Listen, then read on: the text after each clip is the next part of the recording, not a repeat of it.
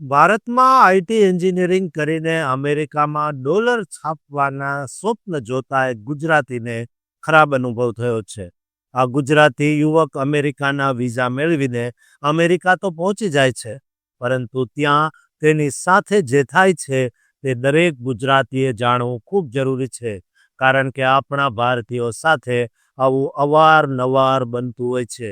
અમેરિકામાં H-1B visa પર કામ કરતા હજારો ભારતીય પ્રોફેશનલ્સની વધતી જતી મુશ્કેલીઓ વિશે વાત કરવા જઈ રહ્યા છીએ. આ કટોકટીનું કેન્દ્રબિંદુ જ્યોર્જિયાની એક સ્ટાફિંગ ફર્મ છે, જેણે એક આંતરરાષ્ટ્રીય પ્રોફેશનલ્સને H-1B વિઝા મેળવવામાં મદદ કરી, પણ વિઝા મંજૂર થતાં જ પગાર ચૂકવવાનું બંધ કરી દીધું. એટલે કે આ કર્મચારી હવે વગર પગારે કામ કરવા માટે મજબૂર બની જાય છે. આ ગુજરાતી વર્કરે નોકરી શરૂ કરી, પણ પગાર આવવાનો રસ્તો બંધ થઈ ગયો. કંપનીએ ફોલોઅપનો પણ કોઈ જવાબ આપ્યો નહીં અને નવેમ્બર 2025 સુધીમાં તો વર્કરને સંપૂર્ણપણે જાણે ભૂત કરી દીધો. આ વેતન છેતરપિંડીનો એક ક્લાસિક કેસ છે, જ્યાં ફર્મ્સ માત્ર વિઝા લોટરીમાં જગ્યા બુક કરવા માટે ખોટી અરજીઓ દાખલ કરે છે, પરંતુ વર્કરને ન તો કામ આપે છે ન તો પગાર. આ ઘટના એવા સમયે બની છે જ્યારે ટ્રમ્પ પ્રશાસન સ્ટાફિંગ ફર્મ પર ક્રેકડાઉન ચલાવી રહ્યું છે. યુએસ ડિપાર્ટમેન્ટ ઓફ લેબરે 175થી વધુ H-1B દુરુપયોગની તપાસ શરૂ કરી છે. આ તપાસમાં સામે આવ્યું છે કે ઘણી કંપનીઓ ઓછા પગાર પર વિદેશી વર્કર્સને હાયર કરીને અમેરિકન કામદારોની નોકરીઓ છીનવી રહી છે. આ વર્ષની તપાસોમાં ભારતીય વર્કર્સને 125 કરોડ રૂપિયાથી વધુનો ન ચૂકવેલો પગાર મળવાનો બાકી છે.